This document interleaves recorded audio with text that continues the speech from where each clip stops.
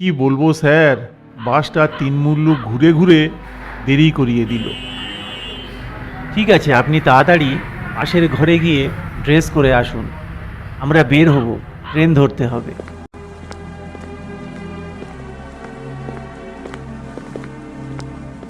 শুভ dress করে আসতেই তাকে সব বুঝিয়ে দিয়ে বলল, কয়েক কোটি টাকার মাল পড়ে আছে, সাবধানে থাকবেন।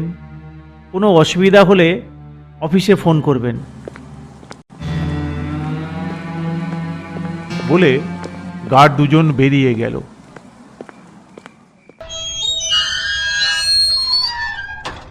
শুভ ফ্যাক্টরির সাইড গেটটা বন্ধ করে নিজের টেবিলের কাছে এলো।